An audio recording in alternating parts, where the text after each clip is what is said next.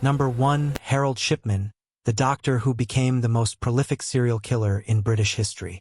There are people in this world who hold within their hands both the power to heal and the capacity to harm,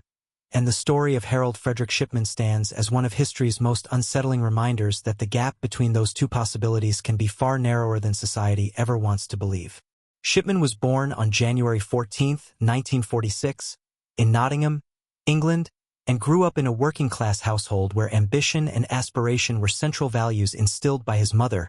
Vera, who held her son apart from neighborhood children and communicated to him from an early age that he was destined for something greater than what surrounded him. When Vera was diagnosed with lung cancer and spent her final months in considerable pain, the attending physician would visit the house and administer injections of morphine that visibly brought her relief, and Shipman, then a teenager, watched those visits with quiet and careful attention. His mother passed away in June 1963 when Harold was just 17 years old, and the experience of watching a trusted doctor manage the final chapter of a beloved person's life appears to have stayed with him in ways that would not fully surface for many years. He went on to study medicine at the University of Leeds, graduating in 1970, and began his career as a general practitioner with the kind of quiet competence that earns respect in small communities. He married a woman named Primrose Oxtoby in 1966 while still a student, and together they would have 4 children, and to the outside world the Shipman family appeared entirely ordinary. A hard-working doctor, a devoted wife, children who attended local schools, and a household that blended unremarkably into English suburban life. Shipman's early career was spent at the Abraham Ormond Medical Center in Todmorden, West Yorkshire,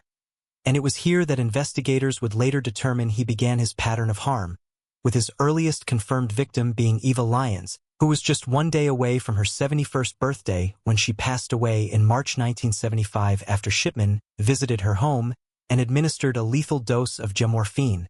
the pharmaceutical form of heroin, before signing her death certificate and attributing her passing entirely to natural causes. The method he had developed was devastatingly straightforward and exploited every advantage that his profession provided him. As a licensed general practitioner, Shipman had entirely legitimate access to morphine through the National Health Service prescription system, and he learned early that he could overprescribe the medication for patients who genuinely required pain management and then collect the surplus from the pharmacist himself, building a private supply that existed entirely outside any formal accounting. His patients were predominantly elderly women,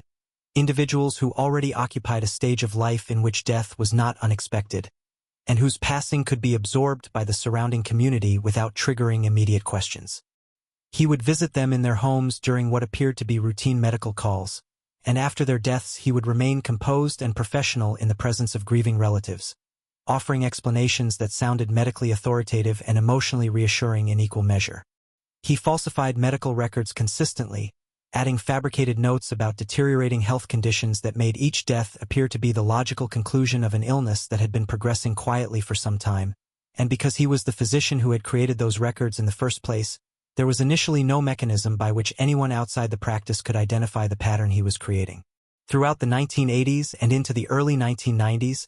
Shipman continued building a reputation as a thorough and caring family doctor. And in 1992 he left the group practice environment and established himself as a solo general practitioner on Market Street in Hyde, Greater Manchester. A move that would prove to dramatically increase both his opportunity and his activity. Without colleagues sharing access to patient records, without the informal oversight that comes from working alongside other physicians, and with a patient list that had grown to trust him profoundly over many years,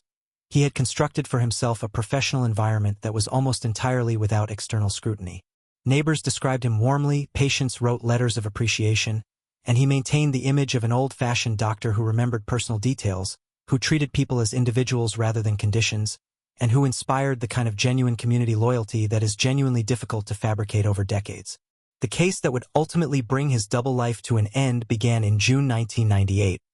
When an 81-year-old patient named Kathleen Grundy was found deceased at her home. Grundy was a notably active woman for her age, a former mayor of Hyde who had shown no signs of serious illness, and her sudden passing concerned her daughter Angela Woodruff, who happened to be a qualified solicitor. When a will purportedly signed by Grundy surfaced shortly afterward, a document that left her entire estate to Dr. Shipman rather than to her family, and that contained spelling errors and other inconsistencies that raised immediate red flags. Woodruff contacted the police. Investigators ordered an exhumation and a formal toxicological examination of Kathleen Grundy's remains, and the results confirmed the presence of a fatal concentration of gemorphine in her body, administered within hours of her death at a time when she had not been prescribed that medication at all. Shipman was arrested in September 1998, and as detectives began examining his patient records and the circumstances surrounding other deaths on his list, the scale of what he had done began to emerge in a way that shocked even experienced investigators. His trial began in October 1999 at Preston Crown Court, where prosecutors presented evidence in 15 specific cases involving 15 of his patients, all women, all elderly, all killed by gemorphine injection during what appeared to be routine home visits. The defense maintained his innocence throughout,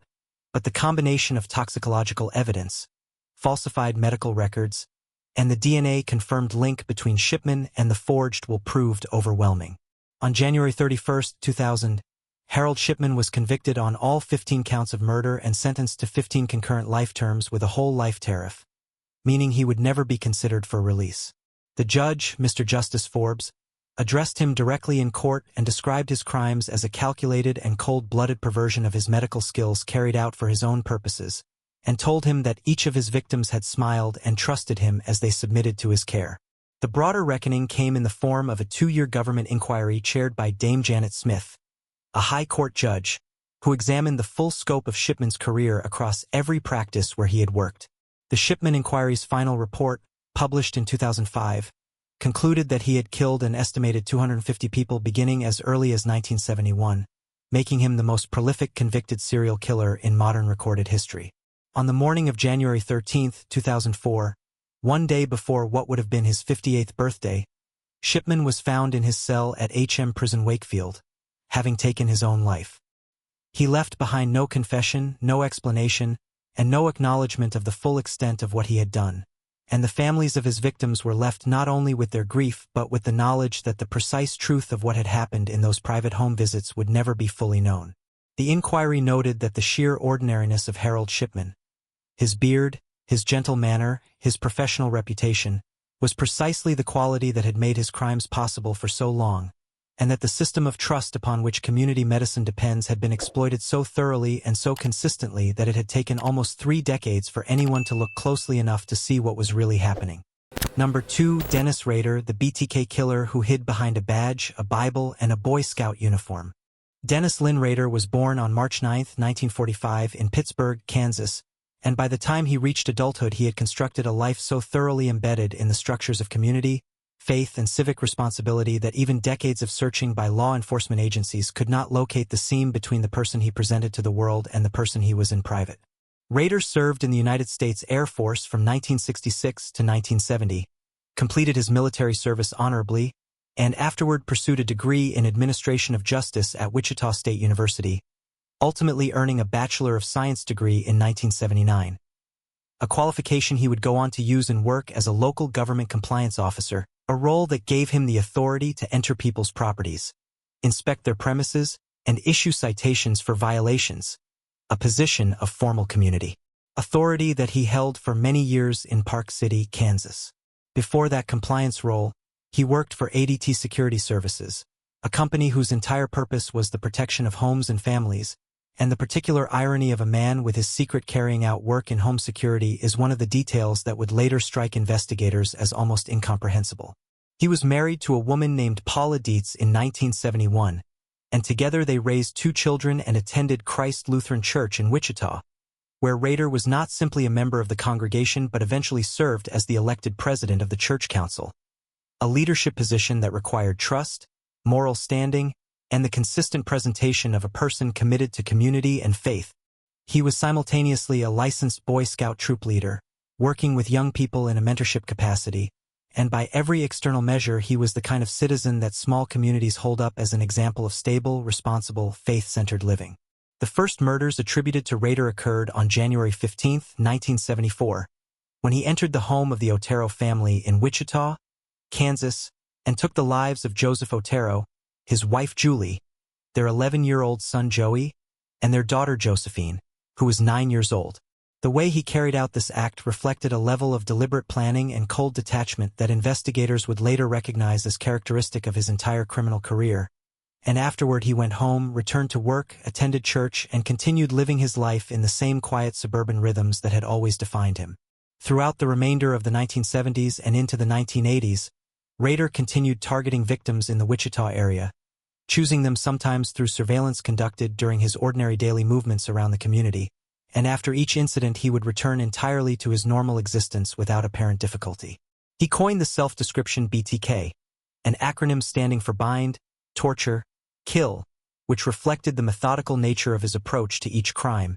and he began sending letters to local media and to law enforcement in which he taunted investigators with information about his crimes, described his thought process in clinical and disturbing detail,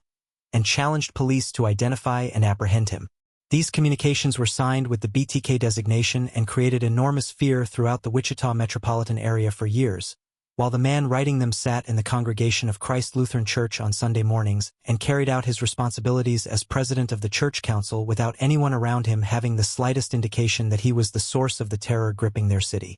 His last confirmed crime took place in 1991, and then the communication stopped, the crime stopped, and the BTK case went effectively cold for more than a decade, with investigators no closer to an identification than they had been in 1974. In 2004, Rader resurfaced entirely of his own accord, sending new packages to local media that contained photographs, written descriptions, and materials referencing his crimes, apparently motivated by a desire for renewed attention and recognition after years of silence. This decision to re-engage with law enforcement would ultimately be his undoing. In early 2005, Rader sent investigators a floppy disk containing a document, and when forensic technicians examined the disk's metadata, they found traces of a deleted file that had been created using a computer registered to Christ Lutheran Church, and the document was associated with a person named Dennis. Investigators searched online records for the church leadership and found Dennis Rader listed as the council president. They began quiet surveillance, collecting DNA through a court-authorized subpoena of medical records belonging to Rader's adult daughter, and the DNA profile derived from that sample matched evidence that had been recovered from the first crime scene in 1974. On February 25, 2005, officers arrested Dennis Rader at his home in Park City while his family was present. He was 60 years old and had been living his double life for more than 30 years. In the interrogation that followed, Rader spoke at length about his crimes in a manner that investigators described as chillingly matter-of-fact, describing his victims as projects and discussing the planning and execution of each incident with a level of clinical detachment that contrasted sharply with the persona he had maintained for decades as a churchman, a community officer, and a family man. He pleaded guilty to all 10 counts of first-degree murder on June 27, 2005, and at his sentencing on August 18, 2005, Judge Gregory Waller imposed 10 consecutive life sentences, the maximum available under Kansas law, with a minimum term of 175 years, meaning Rader would not be eligible for parole until the year 2180. He is currently confined at the El Dorado Correctional Facility in Kansas, where he remains to this day. The shock that radiated through the congregation of Christ Lutheran Church when the arrest was announced was profound and lasting. People who had prayed alongside Rader, who had voted him into leadership positions, who had trusted him with the governance of their community of faith, found themselves attempting to reconcile two images of the same man that could not be made to coexist in any coherent understanding of human nature. His wife Paula filed for divorce almost immediately. His children faced the enormity of a revelation that restructured everything they believed about their own family history. And the investigators who had pursued the BTK killer for more than 30 years were left with the particular, unsettling recognition that the answer had been sitting in a church pew the entire time. Number 3. John Wayne Gacy, the contractor and community clown who concealed his true nature for years. John Wayne Gacy was born on March 17, 1942, in Chicago, Illinois, and grew up in a household shaped significantly by a difficult relationship with his father, John Stanley Gacy, who struggled with alcohol dependency and who communicated his disappointment in his son through criticism and physical punishment that left lasting emotional marks on the boy who was already navigating feelings of confusion and social inadequacy at school. Despite a childhood marked by those difficulties, Gacy worked hard as a young adult to build the kind of stable, respectable life that his father had seemed to believe he was incapable of achieving. In the 1960s, he married his first wife, Marlon Myers, and relocated to Waterloo, Iowa, where he managed a series of Kentucky Fried Chicken restaurants owned by his father-in-law, throwing himself into the work with energy and social ambition, joining the JCs, hosting elaborate parties, and establishing himself in the local community as a generous, outgoing, and enthusiastic civic participant. That period ended when Gacy was convicted in 1968 of a sexual offense against a young male employee and sentenced to 10 years in the Iowa State Reformatory for Men.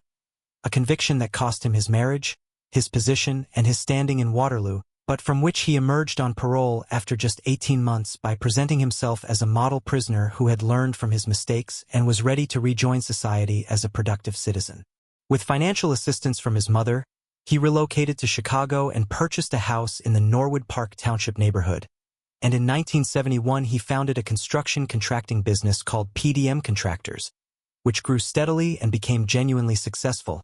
employing a workforce of young men and earning a solid reputation for quality residential work across the Chicago suburbs. His second marriage, to a childhood friend named Carol Hoff in 1972,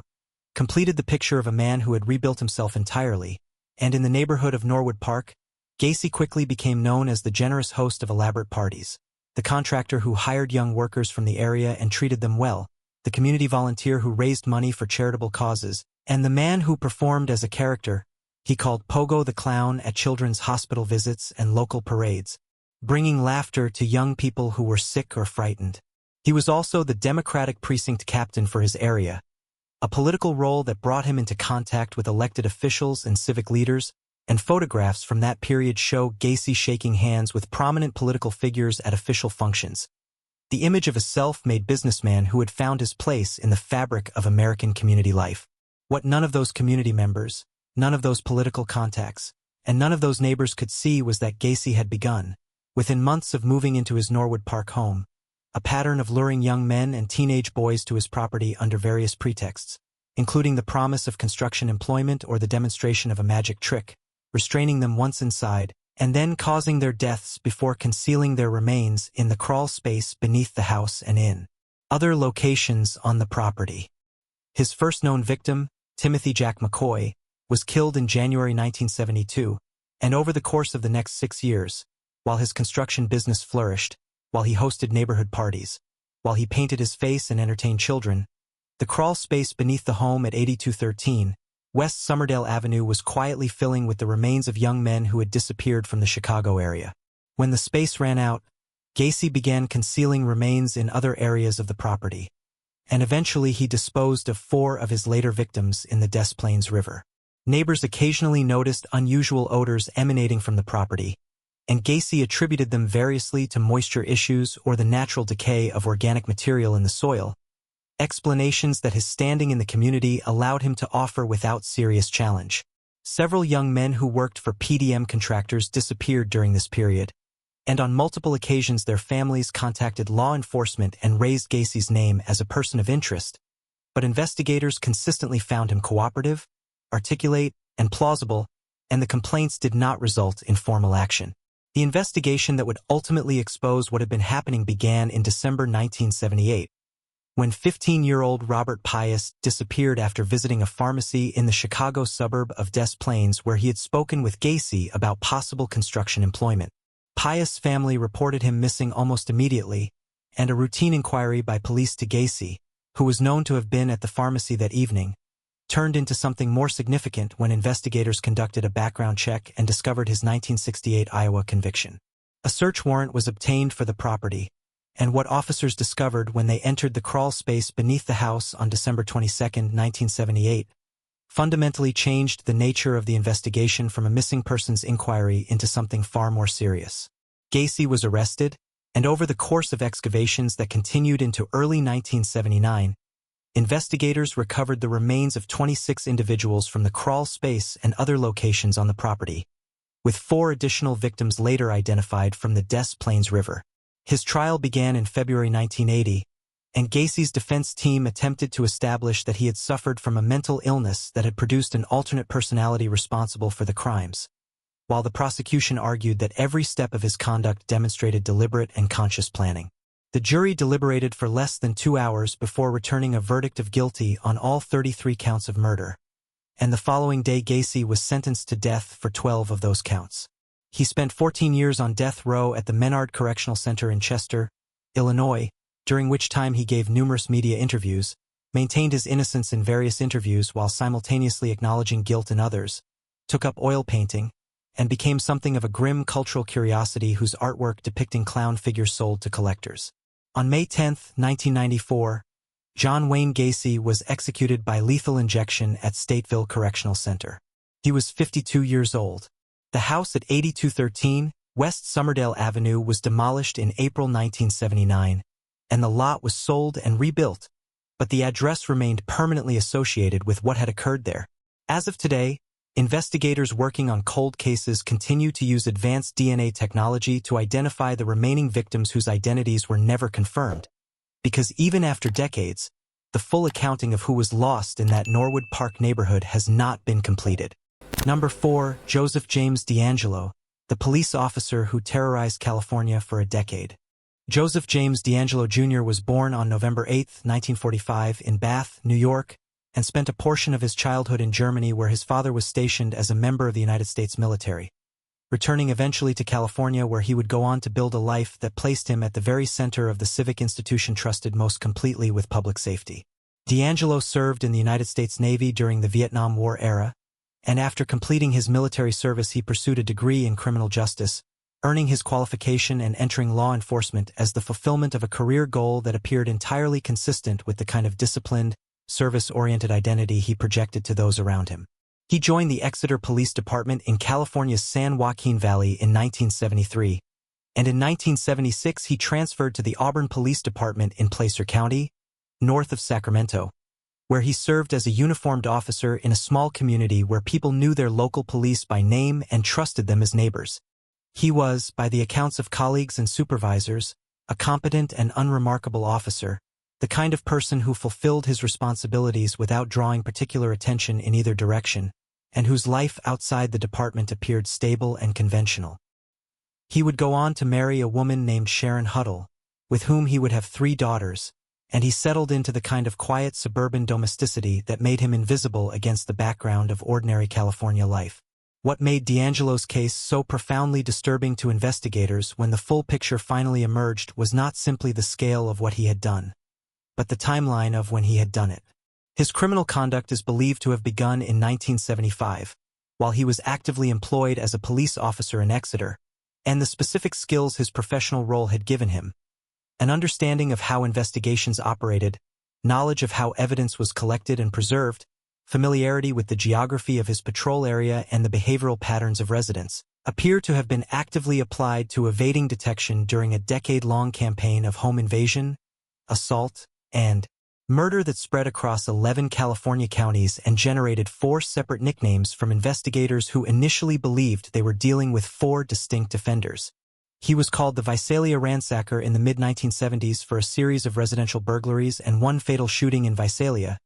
the East Area Rapist from 1976 through 1979 for a series of home invasion assaults across the eastern Sacramento suburbs, the original Night Stalker for murders committed in Southern California, and the Golden State Killer for the full scope of what authorities eventually recognized as a single connected crime spree that had terrorized the state for more than a decade. DeAngelo was dismissed from the Auburn Police Department in 1979 after being caught shoplifting dog repellent and a hammer from a local store,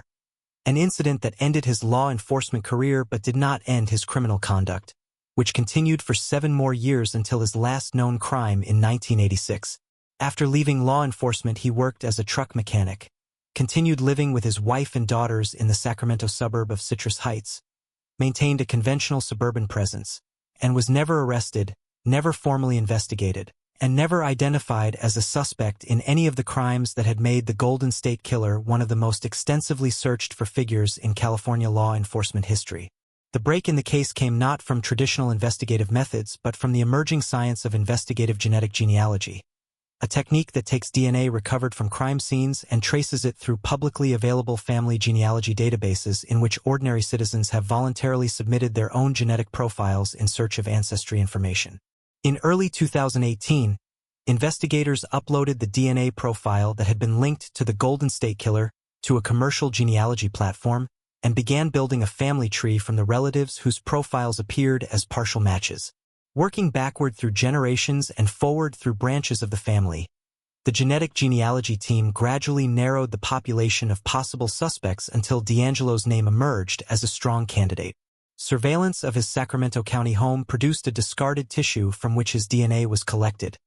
and when that sample was compared to the DNA from crime scenes, the match was confirmed. On April 24, 2018, law enforcement officers arrested Joseph James D'Angelo at his home in Citrus Heights.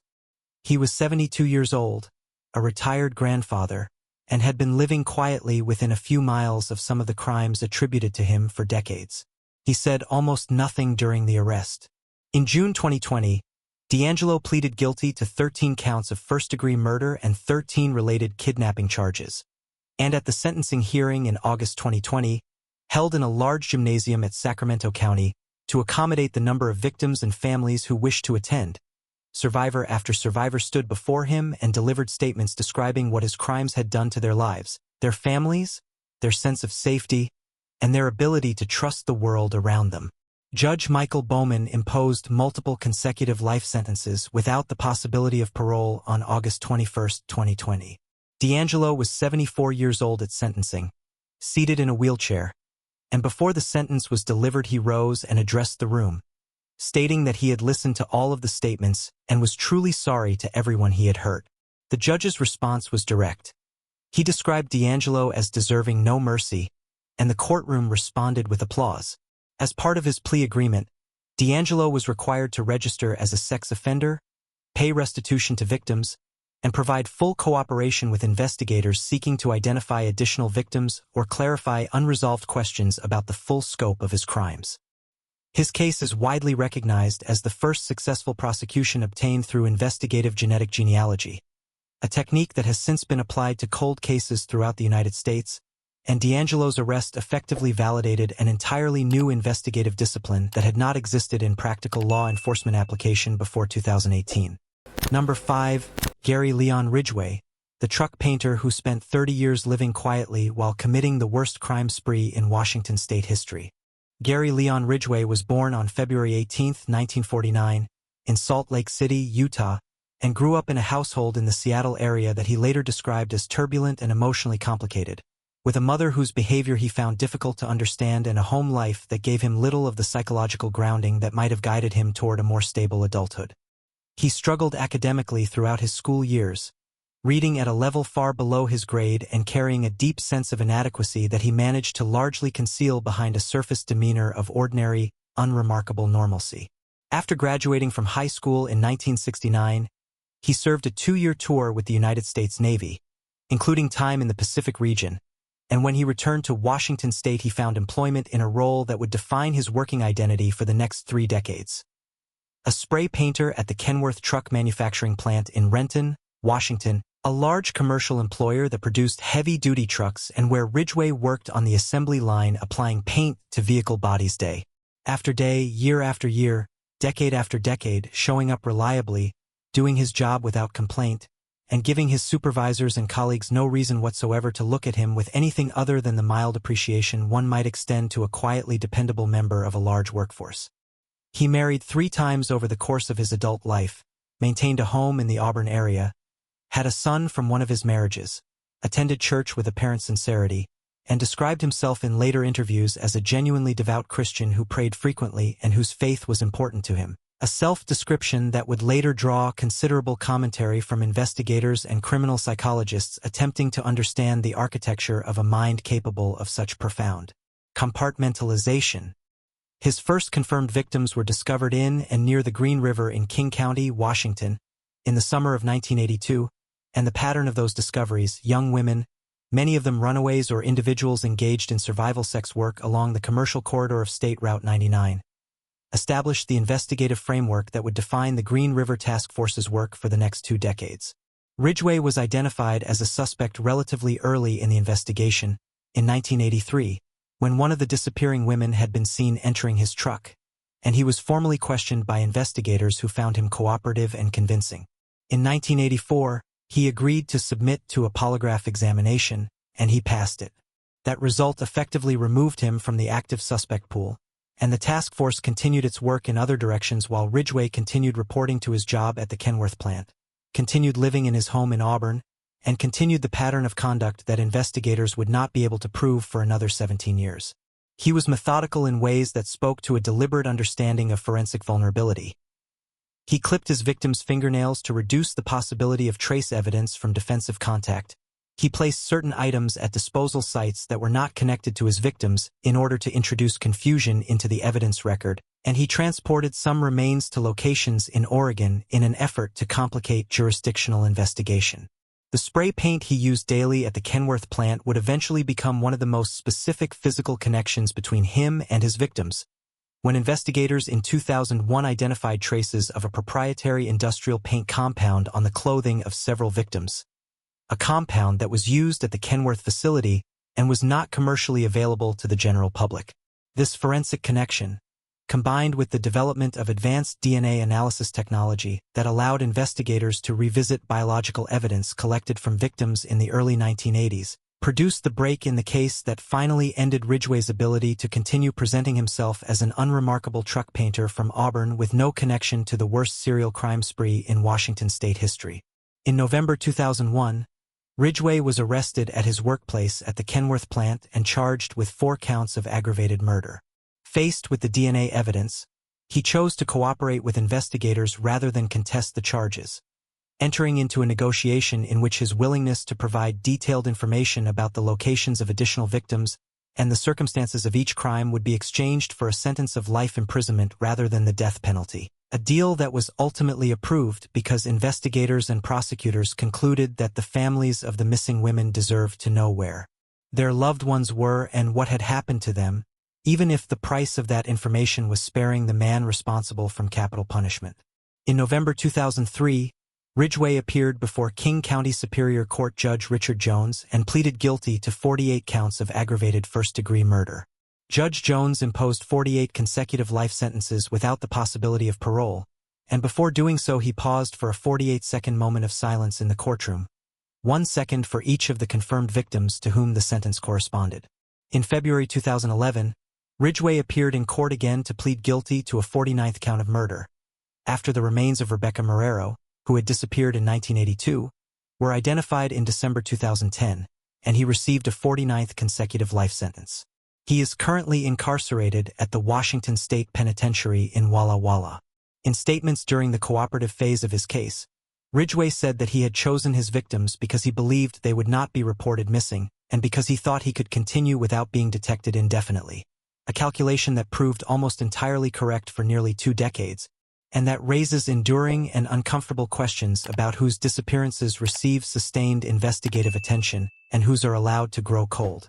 Number 6. Ted Bundy, the law student and political volunteer who used charm as a weapon. Theodore Robert Bundy was born on November 24, 1946, in Burlington, Vermont, and grew up in a household that, on the surface at least, provided him with the material and social foundations of a conventional American upbringing. He was raised primarily by his maternal grandparents in the early years of his childhood, under circumstances involving the concealment of his actual parentage that would later become the subject of speculation by biographers seeking to understand the emotional landscape of his early development, though Bundy himself was guarded and inconsistent on the subject in his many later interviews.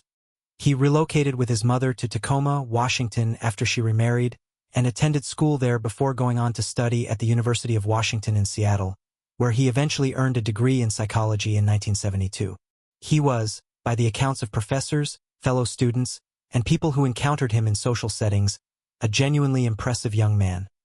Articulate, physically confident, intellectually engaged, and possessed of a social ease that allowed him to move comfortably across different groups and contexts.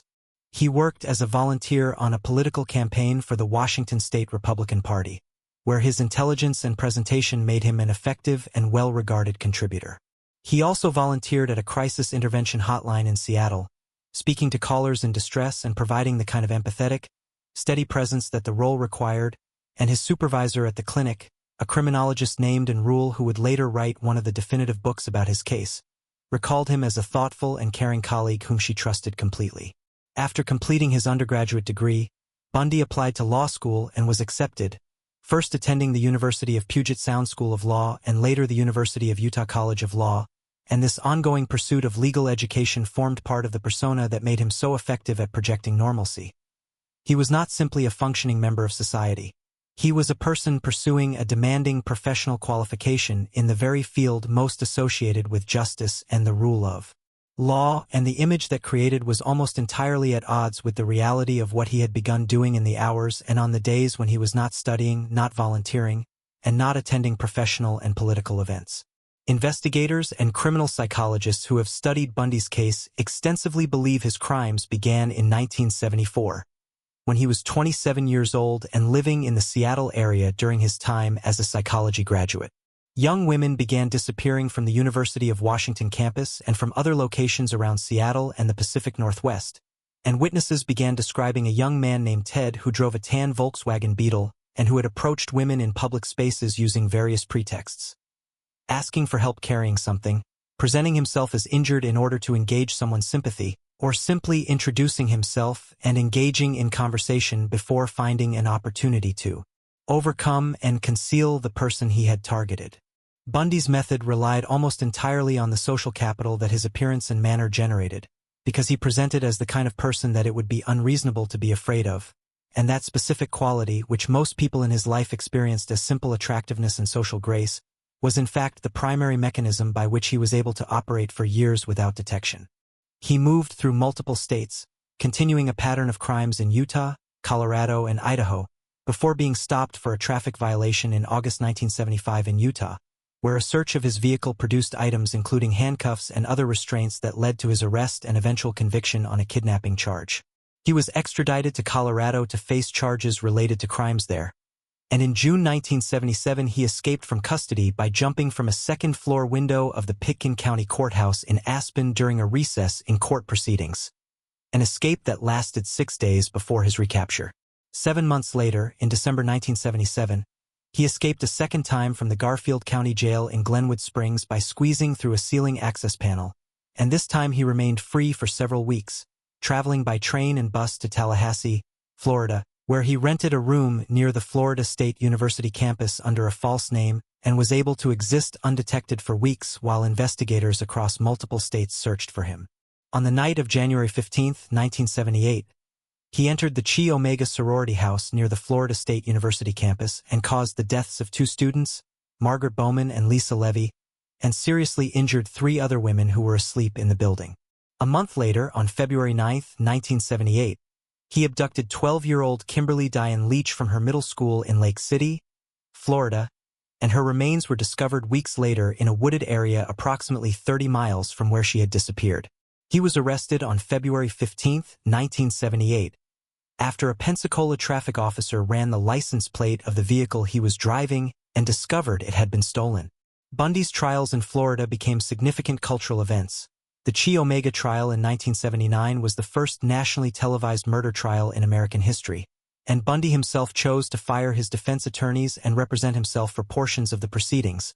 delivering legal arguments to the court with a composed fluency that struck observers as deeply unsettling given the context. He was convicted of the murders of Margaret Bowman and Lisa Levy and sentenced to death. A second death sentence followed from the Kimberly Leach trial in 1980. Bundy spent approximately a decade on death row in Florida,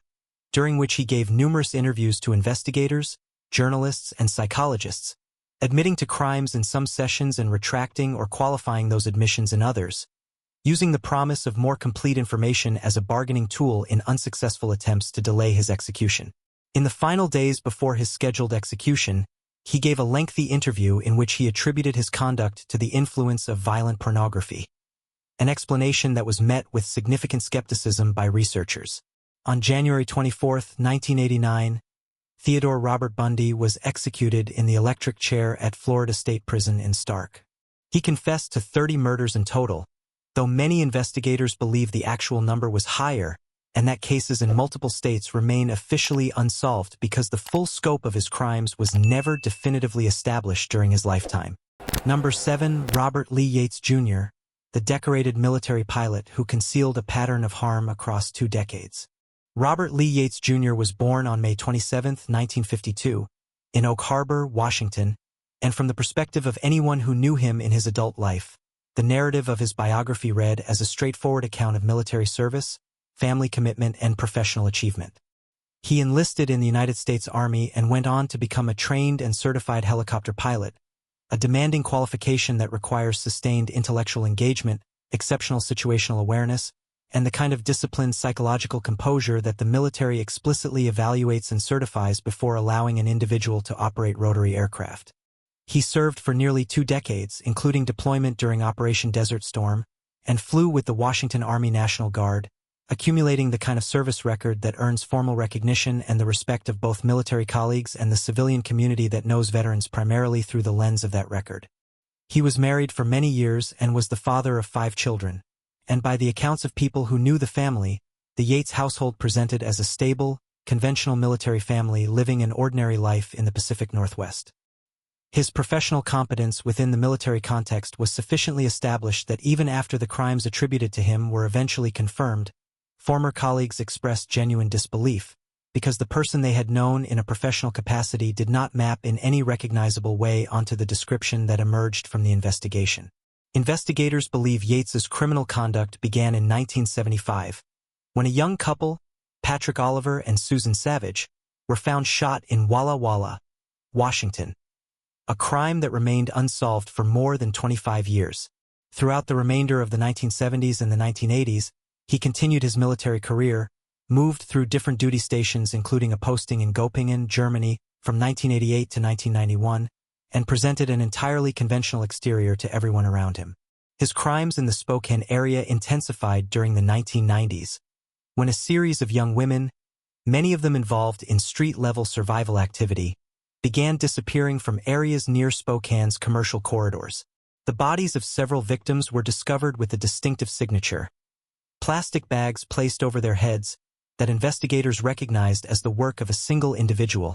and the Spokane serial killer case became a major investigative priority for law enforcement across eastern Washington. Yates was arrested in April 2000 after DNA evidence collected from biological material linked him conclusively to multiple victims, and the arrest came at his workplace in Spokane, where he had continued showing up as a reliable employee throughout the years when the investigation was ongoing. The nature of the evidence against him was overwhelming, and Yates entered into a negotiated plea process with Spokane County prosecutors in which he agreed to plead guilty to 13 counts of murder, provide investigators with information about the locations and circumstances of each crime, and cooperate with the broader investigation in exchange for a sentence of life imprisonment rather than execution in the Spokane County cases. In October 2000, Spokane County Superior Court Judge Richard Schroeder sentenced Yates to 408 years in prison, a term that was symbolic of the court's determination to ensure he would never leave custody, and addressed the families of victims who had gathered to speak during the sentencing proceedings. The families' statements at that hearing were among the most emotionally significant moments of a case that had already caused profound grief across the Spokane community, with relatives describing years of not knowing what had happened to their loved ones, years of hoping, and years of eventually understanding that the hope they had held was not going to be rewarded in the way they had prayed for. Following the Spokane County sentencing, Yates was transferred to Pierce County in western Washington, where prosecutors charged him with 2 additional murders, those of Melinda Mercer and Connie LaFontaine Ellis, that had occurred during a period when Yates was traveling from Spokane to western Washington to participate in National Guard training exercises, meaning that his military commitments had effectively provided him with both cover and mobility during those specific crimes. Pierce County prosecutors pursued the death penalty independently of the Spokane County plea agreement, and in 2002 Yates was convicted of both Pierce County murders and sentenced to death. That sentence was later commuted to life imprisonment in 2018, when the Washington State Supreme Court ruled capital punishment unconstitutional under the state's constitution. Yates currently remains in the Washington State Penitentiary. Investigators also examined the possibility that crimes attributed to Yates may have extended to victims in Germany during his military posting there, a line of inquiry that involved cooperation between American and German law enforcement agencies, though no additional formal charges were brought in connection with that investigation. Number 8. Rex Heuermann, the Manhattan architect who led a hidden life on Long Island. Rex Heuermann was born in 1961 and grew up on Long Island,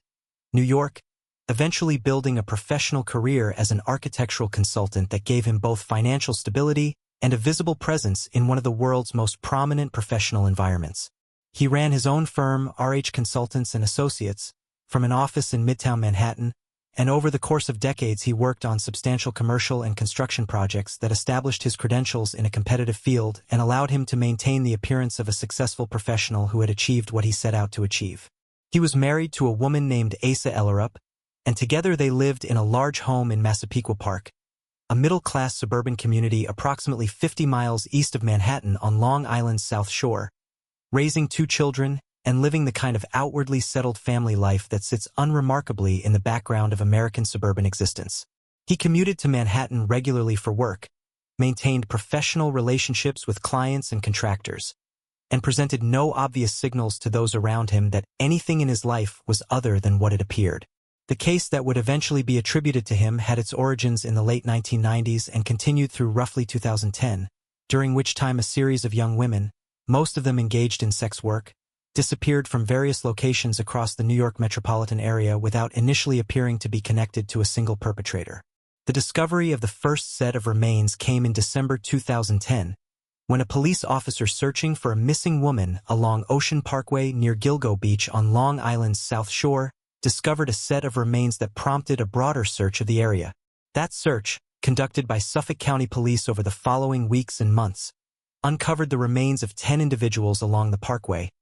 a revelation that generated enormous media attention and established the Gilgo Beach case as one of the most significant unsolved serial crime investigations on the East Coast. For more than a decade, investigators worked the case without identifying a credible suspect, and it grew into one of those investigations that seemed permanently stalled, the kind of case that generates documentary films and true crime podcasts and annual anniversary articles, but that does not seem to move toward resolution. The breakthrough came as a result of a sustained and methodical application of forensic and digital investigative techniques by a dedicated task force that had been reconstituted with additional resources and a renewed focus. Investigators identified specific communications made to the family of one victim through a burner phone, a disposable cell phone purchased to avoid identification, and through painstaking analysis of the cell tower data associated with those calls, they were able to identify geographic patterns that pointed to a specific area and a specific type of individual. Witnesses who had encountered what they described as an unusually large, intimidating man in connection with some of the victims were interviewed again, and their descriptions were incorporated into a profile that eventually aligned with Hoyerman. In January 2023, investigators conducting physical surveillance of Hoyerman in Manhattan observed him discard a pizza box in a trash receptacle in Midtown, and they retrieved that box and extracted DNA from the crust of the leftover pizza. The DNA profile derived from that sample was compared to a male hair found on the remains of one of the Gilgo Beach victims, and the match was confirmed. Digital records linking burner phones to Hoyerman's personal cell phone usage provided further corroboration of the investigators' theory, and on July 13, 2023, law enforcement officers arrested Rex Hoyerman in Manhattan. He was 59 years old, and his arrest was announced at a press conference that described him as the prime suspect in the deaths of 4 women, with his status as a suspect in additional deaths also noted. His wife filed for divorce shortly after the arrest became public, and the couple's divorce was finalized in 2025. Over the course of subsequent proceedings, Hoyerman was linked to additional victims and additional evidence, and in April 2026 he appeared in Suffolk County Court and entered guilty pleas in connection with 7 murders, additionally admitting during the proceeding that he had intentionally caused the death of an 8th woman, Karen Vergata, who had disappeared in 1996. He admitted in court that he had met each of the 8 women, and that he had strangled them and disposed of their remains in the locations where they were eventually found, with some victims having been dismembered before disposal. On June 17, 2026, Rex Hoyerman was sentenced to life in prison without the possibility of parole. The sentencing hearing was attended by relatives of his victims, who delivered impact statements describing the grief, the years of uncertainty, and the profound disruption that the disappearances of their family members had caused in their lives. As part of his plea agreement, Hoyerman agreed to cooperate with the FBI's Behavioral Analysis Unit to assist in the identification of other unresolved cases, an unusual provision that reflected both the seriousness of his crimes and the investigative value of access to a person with direct knowledge of an extended criminal pattern. His case stands as a recent and stark example of the fact that professional success, suburban domesticity, and conventional community presence provide no reliable indication of what a person may be concealing. Number 9. Jeffrey Dahmer, the factory worker who concealed a years-long pattern of crime in plain sight. Jeffrey Lionel Dahmer was born on May 21, 1960, in Milwaukee, Wisconsin, and grew up in a household that his own later accounts described as marked by parental conflict, emotional distance, and a gradual withdrawal from social connection that left him increasingly isolated during his formative years. His father, Lionel Dahmer, was a chemist, and Jeffrey grew up in an environment where the intellectual atmosphere of scientific inquiry was present, though the emotional warmth and stable attachment that child development research consistently identifies as foundational to healthy psychological growth were less reliably available. By the time he reached adolescence, Dahmer had developed what he later described as intrusive and disturbing preoccupations that he struggled to understand or manage, and his social functioning at school was characterized by increasing withdrawal and a sense of alienation from his peers that he medicated in part through heavy alcohol consumption that began early and continued throughout his adult life. He committed his first crime in the summer of 1978, shortly after graduating from high school, and while his parents were in the process of finalizing their divorce, and the victim was a hitchhiker named Stephen Hicks, whom Dahmer had encountered on a roadside in Bath Township, Ohio. After that initial crime, Dahmer's life followed the pattern that would define the next 13 years. Extended periods of apparent normalcy interrupted by crimes that he committed and then concealed before returning to the surface routine of ordinary existence. He briefly attended Ohio State University but left after one semester, then enlisted in the United States Army in 1979, serving as a medical specialist at Fort Sam Houston in Texas and later being stationed in Germany at the Baumholder military installation. He was discharged from the Army in 1981 after his alcohol consumption became severe enough to interfere with his military duties, and he returned to the United States, spending time in Florida before eventually moving to Milwaukee, Wisconsin, where he would live for the remainder of his life. He found employment at the Ambrosia Chocolate Company, a Milwaukee manufacturer that produced confectionery products and where Dahmer worked the overnight shift from 11 in the evening until 7 in the morning, 6 days a week, operating industrial mixing equipment in a factory environment. His work record at the Ambrosia plant was unremarkable. He showed up, he performed his assigned tasks, he did not cause problems with management or colleagues, and he held the position for several years. He lived in a small apartment at 213 Oxford Apartments on North 25th Street in Milwaukee, and to his neighbors and to the people who encountered him in daily life, he appeared as a quiet, somewhat withdrawn young man who kept to himself and caused no particular disturbance. The crimes he committed during his time in Milwaukee occurred in his apartment, where he would invite young men, many of them encountered at bars or other social venues in Milwaukee's LGBTQ community or at a nearby mall, and offer them money or alcohol in exchange for their company, then drug their beverages using medication he had obtained, and cause their deaths after rendering them unconscious. He retained portions of his victims' remains, keeping skulls and other bones as a means of maintaining what he described in later interviews as a sense of ongoing connection with the people he had killed, and he used various industrial chemicals to dispose of organic material, dissolving remains in a barrel of acid that he kept in the bedroom of his apartment. The smell from his apartment was noticed by neighbors and reported to building management on multiple occasions, and Dahmer consistently offered explanations: spoiled food, a broken freezer, that were accepted without further investigation. In May 1991, officers from the Milwaukee Police Department were contacted by neighbors who had observed a disoriented young man, later identified as a 14-year-old named Contractor Synthesumphone, in the street outside the apartment building. Officers arrived and spoke with Dahmer, who presented himself as calm, coherent, and entirely plausible, explaining that the young man was his adult companion who had consumed too much alcohol and was not in any danger. The officers accepted the explanation, helped Dahmer return the young man to the apartment, and left without conducting further inquiry. Contractor Synthesumphone did not survive. The investigation that finally ended Dahmer's ability to continue came on July 22, 1991, when a young man named Tracy Edwards managed to leave Dahmer's apartment while still partially restrained and flagged down a passing police vehicle on the street. Officers accompanied Edwards back to the apartment, where the evidence of what had been occurring there was immediately and unmistakably apparent. Dahmer was taken into custody without resistance. The investigation of his apartment produced evidence linking him to multiple victims, and within days Dahmer had confessed to 17 murders committed between 1978 and 1991. His trial began in January 1992, and his defense team argued that he should be found not guilty by reason of insanity, presenting expert testimony about his psychological state and the nature of the compulsions he described in his own accounts of his conduct. The prosecution countered that Dahmer's consistent and deliberate efforts to conceal his crimes, to dispose of evidence, and to deflect suspicion through plausible explanations demonstrated a functional awareness of the legal and social consequences of his actions that was inconsistent with the legal definition of insanity as it applied in Wisconsin courts. The jury agreed with the prosecution, finding Dahmer sane and guilty on 15 of the 16 Milwaukee counts presented at trial. He was sentenced to 15 consecutive life terms on February 15, 1992. A 16th life sentence was added in May 1992, following a separate proceeding in Ohio related to the 1978 murder of Stephen Hicks. Jeffrey Dahmer was confined at the Columbia Correctional Institution in Portage, Wisconsin, and on November 28, 1994, he was fatally assaulted by a fellow inmate, Christopher Scarver, while on a work detail in the prison gymnasium. He was 34 years old. Scarver stated afterward that he had been motivated by awareness of the nature of Dahmer's crimes. The case prompted a significant re-examination of the May 1991 police encounter with Conorak Synthesumphone, the young man who had been returned to Dahmer's apartment by officers who did not investigate further,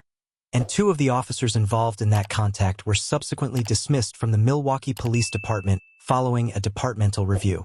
Number 10, Gerard John Schaefer, the deputy sheriff who used his badge to commit the crimes he was sworn to prevent.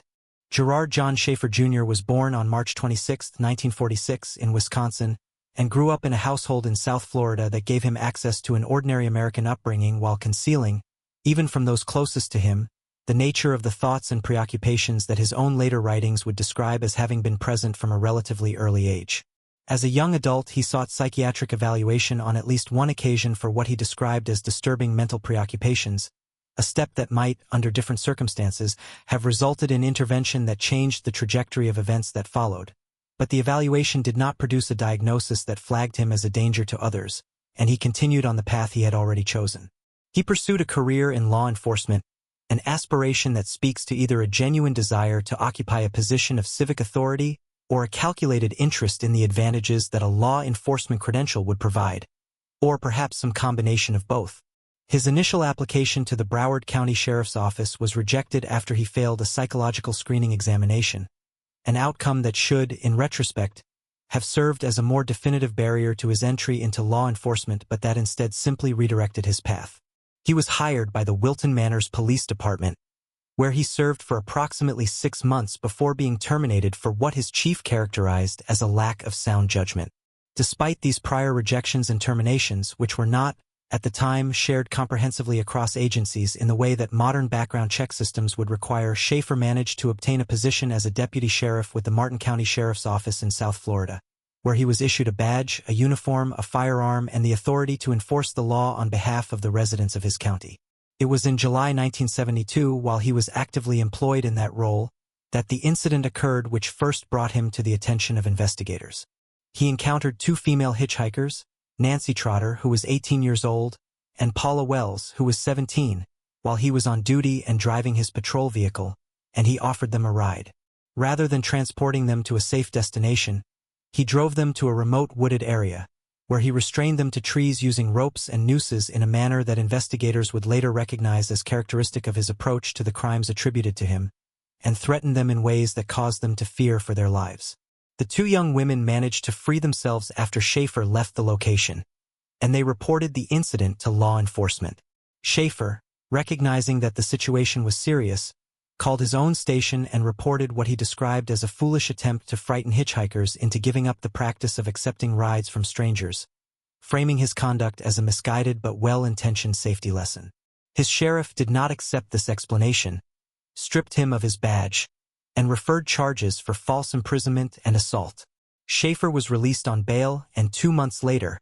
in September 1972, 2 teenage girls, Susan Place, who was 17, and Georgia Jessup, who was 16,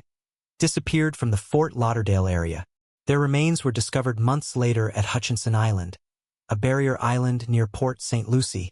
concealed in a wooded area and bound in a manner consistent with the restraint technique Schaefer had used on Nancy Trotter and Paula Wells in July. The physical evidence recovered at the scene, including rope fibers and materials that connected to items found at a property associated with Schaefer, formed the basis of a prosecution. Investigators also discovered at a property associated with him a collection of writings and materials that documented details of crimes in ways that could not have been known by anyone without direct involvement in those crimes, and that referenced victims far beyond the two for whom formal charges were pursued. Schaefer's trial began in September 1973, and Nancy Trotter and Paula Wells testified about their own experience, providing the court with direct testimony about Schaefer's conduct that established a clear pattern of predatory behavior carried out under the cover of a law enforcement identity. The jury found Schaefer guilty of 2 counts of first-degree murder in the deaths of Susan Place and Georgia Jessup, and he was sentenced to 2 terms of life imprisonment. He appealed his conviction repeatedly throughout the years of his incarceration, and during his time in prison he maintained an extensive correspondence with various individuals including journalists and authors, writing in ways that investigators and researchers found deeply revealing of a psychology that had never been successfully addressed through any professional intervention. He also sued various authors and publishers who described him in ways he contested, pursuing legal actions from within prison that reflected an ongoing preoccupation with his own public narrative. Investigators working cold cases in Florida over the years continued to link additional disappearances and deaths to Schaefer's pattern of conduct,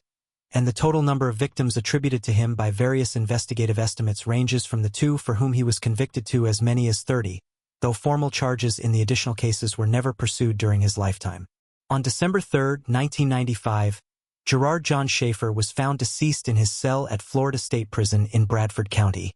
having been fatally assaulted by a fellow inmate. He was 49 years old. The full accounting of his crimes was never formally established in a court of law, and the families of women who disappeared in Florida during the early 1970s, and whose cases bear the hallmarks of his identified conduct, have lived for decades with the particular weight of cases that were never formally closed,